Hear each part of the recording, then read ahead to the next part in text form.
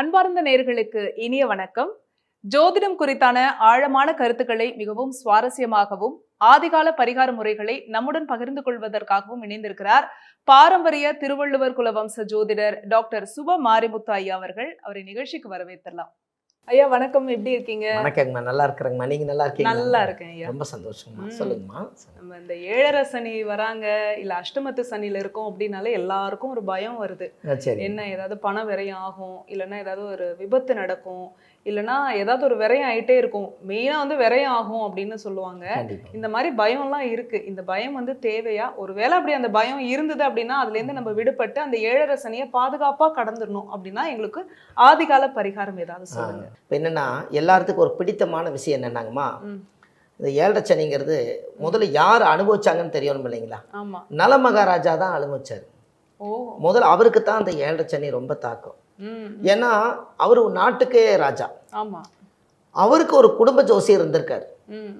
அவர் சொல்லியிருக்காரு, 7.5 சனி உங்களுக்கு இன்னும் கொஞ்ச நேரத்தில் பிடிக்க போகுது, இன்னும் கொஞ்சம் இத்தனை நாளிகை இருக்குது, அதுக்குள்ள உங்களுக்கு 7.5 சனி பிடிச்சதுன்னா நீங்கள் நாடு நகரத்தெல்லாம் இழந்து நீங்கள் சன்னியாசி கோலம் ஆயிருவீங்க அப்படின்னு உங்கள் ஜாதகத்தில் கணிச்சு வந்ததில் வருதுன்னு ஒரு ஜோசியர் சொல்கிறார்.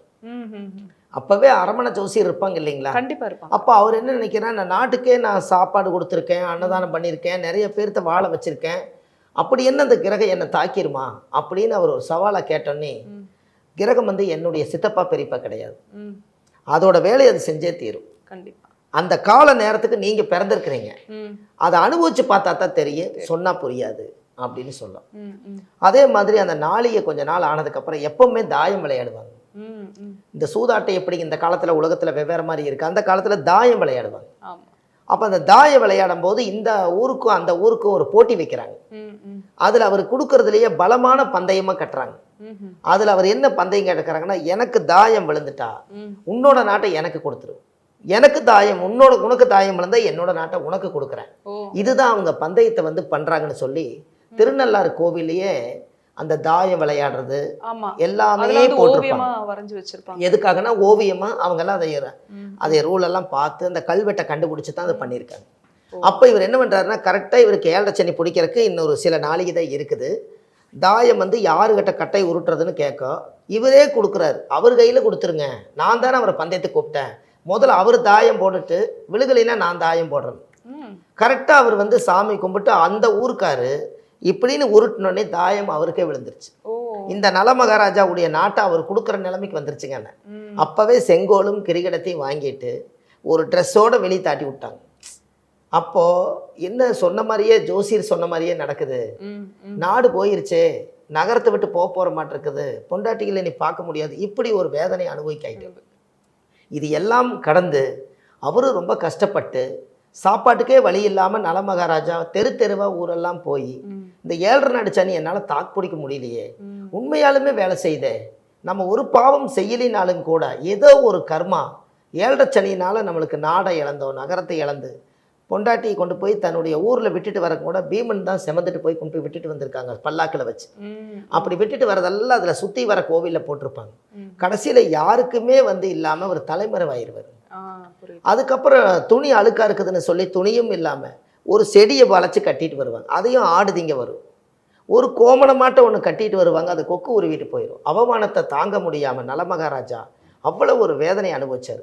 இதுக்கு ஒரு தீர்வே இல்லையான்னு சரியா 7.5 வருஷம் அந்த 7.5 வருஷம் ஒரு ஜெல்லா அவர் அனுபவிச்சதுனால தான் இன்னைக்கு அந்த 7.5 நாடு சனிக்கு உண்டான கதையா அங்கே எல்லாம் எழுதி வச்சிருக்காங்க. நான் ராஜாவா இருந்து நான் இவ்வளோ கஷ்டப்பட்டேன் அப்படின்னு. அதே மாதிரி கரெக்டாக 7.5 வருஷம் முடிஞ்சதுக்கப்புறம் ஒன்று நாளை காலை சூரிய உதயத்தில் 7.5 சனி முடிய போகுது. அதே ஜோசியர் வந்து கரெக்டாக ஒரு மரத்தடியில் வந்து என்னால் ரொம்ப முடியலையப்பா, நான் இந்த நாட்டை விட்டு போகிறத விட என்னோட உயிரே போனாலும் பரவாயில்லன்னு இவங்க ரொம்ப வேதனைப்பட்டு ஒரு மரத்தடியில் வந்து அவர் உட்கார்றாரு. அப்போ உட்காரும்போது இவருக்கு இந்த ஜோசியருக்கு தெரியுது அவர் வந்து உட்கார்றது. நல மகாராஜா நல்லா இருக்கிறீங்களான்னு இவர் கேட்குறாரு. யாரப்பா நல மகாராஜான்னு கேட்டே ரொம்ப காலம் ஆகுதே, அது யாருன்னு சொல்லி எட்டி பார்த்தா என்னை தெரியுதுங்களான்னு கேட்குறாரு. அவருக்கு தெரியல, அவர் இவருக்கு தெரியல. அரமனையில் நீங்கள் ராஜாவாக இருந்தீங்க, நான் ஜோசியர், 7.5 சனி முடிச்சா எல்லாமே உங்களை விட்டு போகுன்னு சொன்னேன், அந்த ஜோசியர் தாங்க. உங்கள் காலை கொஞ்சம் கொண்டு கொடுப்பா, நீ சொன்ன மாதிரியே நடந்துருச்சு, ஏதாவது ஒரு முடிவு மட்டும் எப்போ முடியும்னு மட்டும் கொஞ்சம் சொல்லேங்க. அவர் சொல்றாரு, நாளை காலை சூரிய உதயத்துல இழந்ததெல்லாம் மீண்டும் வருங்கிறார். ஓ, கஷ்டப்பட்டார் 7.5 சனியில, இழந்ததெல்லாம் வருங்கிறார். அவர் சொல்றாரு, என்னால் நம்பவே முடியலையே, என்னால் நம்ப முடியலையேன்னு அவர் சொல்றாரு. நம்பவே முடியலன்னொன்னே அவர் ஒரு வார்த்தை கேட்குறாரு, உங்களுக்கு 7.5 சனி பிடிச்சா நாடு நகரத்தெல்லாம் விட்டுட்டு போயிடுவீங்கன்னு சொன்னேன், இப்போ நம்புறீங்களான்னு கேட்டார். ஐயோ நான் நம்புகிறேன். அப்போது அதே மாதிரி நாளை காலையில் நீங்கள் ராஜாவாக இருப்பீங்கன்னு சொல்கிறாரு. இது எப்படிப்பா சாத்தியம்? நம்ம 2 பேரும் இங்கே உட்காந்துருக்கோம், இது எப்படி நான் ராஜாவாக முடியும், எங்கே போகணும்? இவங்க 2 பேரும் பேசிகிட்டு இருக்கா நாடை பந்தயத்தில் வாங்கினதுனால அப்படியெல்லாம் நம்ம வாங்க வேண்டாம். கொஞ்ச நாள் அவர் கேட்ட கேள்விக்கு நான் சபதத்துக்காக நாட்டை எடுத்துட்டேன், இந்த நாட்டை அந்த நலமகாராஜாவுக்கே கொடுத்துருன்னு என்னைக்கும் அந்த ராஜா அறிவிச்சிட்டாருங்களா. அவரை தேடிக்கிட்டே இருக்கும்போது 4 சிப்பாய்க்கு வந்து நீங்கள் தான் நலமகாராஜான்னு பிடிச்சி கூட்டிகிட்டு போய் அந்த நாட்டில் போய் நிறுத்திட்டாங்க. அதே மாதிரி காலையில் சூரிய உதயத்தில் இவர் 2 பேர்த்தையும் பிடிச்சி கூட்டிகிட்டு போய் அவர் இழந்த ட்ரெஸ்ஸை கொண்டு வந்து கொடுத்து அவருக்கு மஞ்சள் தண்ணி ஊற்றி தீர்த்தம் ஊற்றி அவரை சுத்தமாக ராஜாவாகவே அவர் இருக்கணும், அந்த வயிற்றில் பிறந்தவங்க தான், நீச்ச கோலத்தில் இருக்கக்கூடாதுன்னு. அது இழந்ததெல்லாம் வருதுங்கன்னு அவரோட செங்கோல் எடுத்து கொடுக்குறாங்க, அவரோட ட்ரெஸ் எடுத்து கொடுக்குறாங்க, அவர் இழந்தது செங்கோல் எல்லாமே வருது. நாட்டு பட்டை எல்லாம் எழுதி கொடுத்து, இனிமேல் நீ வந்து பந்தயத்தை கட்டாத, உன்னுடைய கெட்ட நேரம் எங்கிட்ட நாடு இருக்கணுங்கிற விதி உன் தலையில் எழுதியிருக்குது, இப்போ உன்னோட கால நேரம் முடிஞ்சிருச்சு, உனக்கே வருது, நீ இதை பாதுகாப்பாக வச்சுக்கன்னு சொன்னதுனால அந்த நீ இனிமேல் நீ நான் எப்பவுமே நலமாக இருப்பேன்னு சொன்னதுனால அதுக்கு பேர் நலமகாராஜா என்று பொருள். ஓ, அவர் வாழ்க்கையில் இழந்து அப்போது அந்த தோஷத்தை அந்த எல்லாம் நிவர்த்தி ஆனதுக்கப்புறம் அவர் ராஜா வருது முதல் வேலை என்ன செஞ்சாருன்னா, இனி ஒரு நிமிஷம் கூட ராஜாவுக்கே எனக்கு இவ்வளவு 7.5 சனி வந்ததே, இனி பாமர மக்களுக்கெல்லாம் 7.5 சனி வந்தா என்ன பாடுபடுவாங்க, இனிமேல் ஒரு நிமிஷம் கூட இருக்கக்கூடாதுன்னு சொல்லி அதே ஜோசியரை கூப்பிட்டு முதல் வேலையாக இந்த சனி பகவானுடைய ஒளிகள் எங்கே இருக்குதுன்னு தியானத்தில் கண்டுபிடிச்சி அந்த ஒளியை சுற்றி தெப்ப குளத்தை கட்டி நலமகாராஜா அதில் வந்து குளிச்சு அந்த சனி நீராடுன்னு சொல்லி அந்த நீராடி அந்த தோஷத்தை நிவர்த்தி பண்ணால தான் இன்னைக்கு நலமகாராஜா அந்த தெப்ப குளத்தில் உட்கார்ந்துருக்குது. அப்போ அந்த குளத்துல தான் அந்த ஒளிகள் எல்லாம் அதுக்குள்ளே இருக்கிறதுனால அந்த காந்த சக்திகள் எல்லாம் அங்கே வர்றதுனால அந்த போய் குளிச்சுட்டு வந்தாங்கன்னா 7.5 சனி நிவர்த்தியாகும். ஓ, சிறப்பு. இதை நீங்கள் செஞ்சுட்டு கால் கை ஊனமாக இருப்பாங்க இல்லைங்களா, அவங்களுக்கு ஏதாவது ஒரு கருப்பு செருப்பு, கருப்பு கொடை, சரி, ஒரு தயிர் சாதம், இது ஏதாவது 7.5 சனிக்கு அந்த கோவிலில் போய் ஒரு எள்ளு விளக்கு தெய்வம் அங்கே விற்கிது, அதை வாங்கி போட்டு யாருக்கு 7.5 சனி நடந்தாலும் சரி, ஆரம்ப சனி முடிவு சனி எல்லாமே தீபம் போட்டு சாமி கும்பிட்டு இந்த தர்மத்தை செஞ்சுட்டு வந்தாங்கன்னா 7.5 சனி பாதிக்காது, இழந்ததெல்லாம் மீண்டும் வந்த மாதிரி. அப்போ நலமகாராஜா அதுக்கப்புறம் தான் அந்த தெப்ப குளத்தை கட்டி அந்த நலமகாராஜாவே அங்கே வாழ்றாரு.